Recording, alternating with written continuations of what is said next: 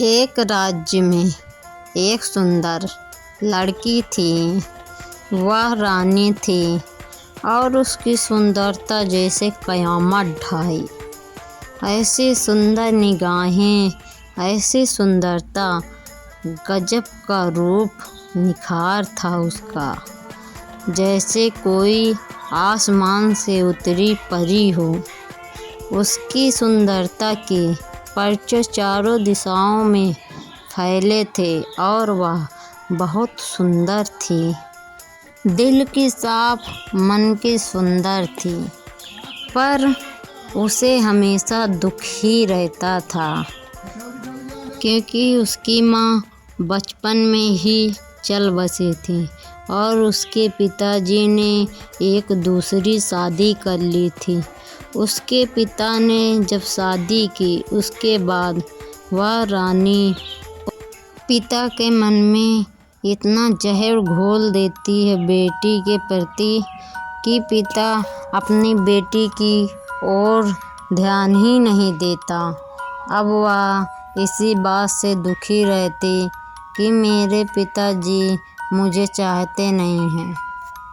अब इसी दुख में वह रहते और फिर धीरे धीरे वह 18 से 21 साल की हो जाती है। अब उसकी शादी करने की उम्र हो चुकी थी। अब उसकी सौतेली माँ बोलती है कि अब बेटी सयानी हो गई है, इसकी विवाह की चिंता नहीं है क्या? कहीं ढूंढ कर गरीब दुखिया के यहाँ इसकी शादी कर दो और मुझे इससे आज़ाद कर दो। उसे इस बात की चिंता थी कि कहीं कोई अमीर ढूंढ कर सारी दौलत उसके दहेज और शादी ब्याह में न लगा दे। इसीलिए वह बोलती है कि कहीं गरीब दुखिया के यहाँ उसकी शादी कर दो। अब देखिए पिताजी किस तरह का लड़का ढूंढते हैं अपनी बेटी के लिए। और उसकी सौतेली माँ इतनी निर्दयी थी कि उसे एक वक्त की रोटी देती, वो भी सूखी रोटी, पर फिर भी उसके पिताजी कुछ नहीं कहते।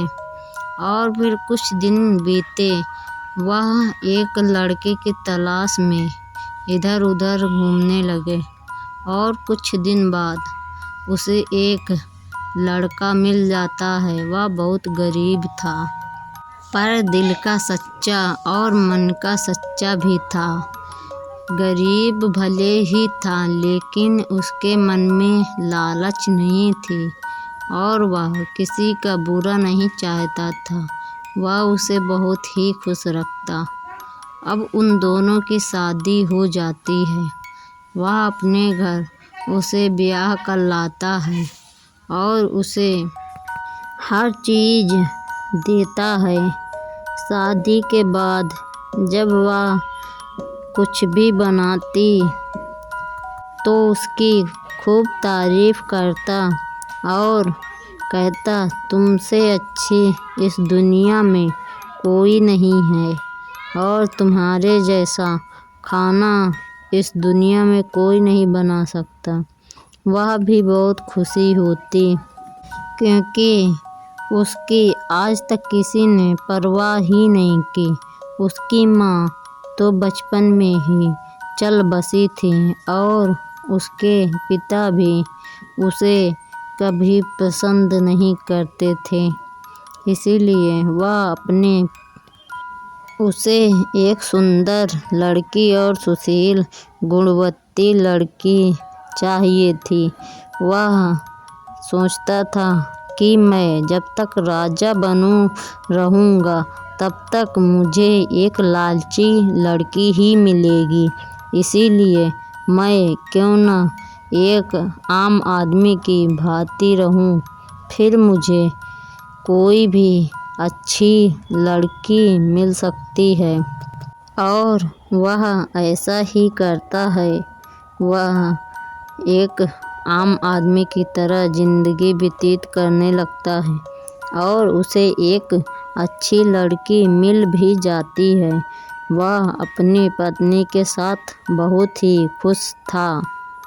और उसकी पत्नी भी बहुत खुश थी कि मुझे इतना प्यार करने वाला पति मिला है। जो मुझे प्यार मायके में नहीं मिला वह ससुराल में मिल रहा है, और मुझे क्या चाहिए। अब इधर राजा की तलाश में मंत्री लोग आ जाते हैं, जंगल जंगल ढूंढते, देश देश घूमते और उस राजा की तलाश में घूमते रहते। फिर वह ढूंढते ढूंढते उसी राजा के पास पहुंच गए और देखते हैं कि उनके राजा कैसे रहते हैं। और राजा इधर मिट्टी के खिलौने बना रहा था। अब राजा को देखकर वह बड़ा आश्चर्य हो जाते हैं कि हमारा राजा ये क्या सारा काम कर रहा है। मिट्टी के खिलौने बनाना और उन्हें बेचना कितना कठिन काम है। यह देखकर दरबारी और मंत्री बोलते हैं कि राजा, यह सब तो आपके नौकरों का काम है। आपके चुटकी बजाते ही ऐसे खिलौने तो हजारों पेश हो जाते हैं। फिर राजा बोलता है, तो क्या हुआ, मैं तो एक। फिर दरबारी बोलते हैं, चलो राजा अपने राज्य लौट चलते हैं। तो राजा बोलता है, ठीक है, मेरी रानी साहिबा भी मेरे साथ जाएंगे। तो दरबारी बोलता है, ठीक है, चलो। फिर वह अपने साथ अपनी रानी को भी लेकर जाते हैं। अब रास्ते में एक मंदिर भी आता है। मंदिर में वह कुछ देर दर्शन के लिए रुकते हैं। वहाँ एक सपेरा मिलता है और एक बाबा भी मिलता है। वह सपेरा और बाबा के दर्शन भी करती है और साथ ही साथ मंदिर के भी दर्शन करती है। और फिर वह चल देते हैं। अब चलते चलते कुछ दूरी पर उनका राज्य ही था। फिर राज्य के सीमा के बाहर पहुंचते ही वहाँ एक जादुई दृश्य दिखता है, और राजा और रानी देखकर उस दृश्य को चौंक जाते हैं कि यह क्या चीज़ है।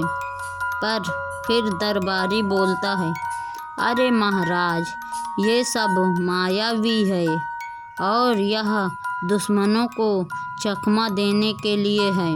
इससे भयभीत ना हो। फिर रानी आगे बढ़ती है और राजा भी साथ ही साथ चलता है। वह दोनों राजमहल में फिर आनंद से रहने लगते हैं और अपनी प्रजा की खूब सेवा करते हैं, और रानी राजा दोनों खुश रहते हैं। उसका दुर्भाग्य भाग्य में बदल चुका था। अब वह बहुत ही खुश रहने लगी थी। अब उसे कोई दुख नहीं था, न अपने सौतेली माँ का, न अपने पिता का। उसे पिता से दूर भी रहना अब अच्छा लगने लगा था, क्योंकि उसकी वहाँ कोई जगह ही नहीं थी। अब अपने पति के साथ बहुत खुश थी। यह वीडियो अच्छी लगी हो तो चैनल को लाइक सब्सक्राइब ज़रूर करें, और हमारे चैनल पर नए हैं तो बेल आइकन को दबा दें। कृपया करके सपोर्ट भी करें नए यूट्यूबर को। आपके सपोर्ट से ही हम आगे बढ़ सकते हैं। कृपया करके सपोर्ट करें और हमारी वीडियो देखें।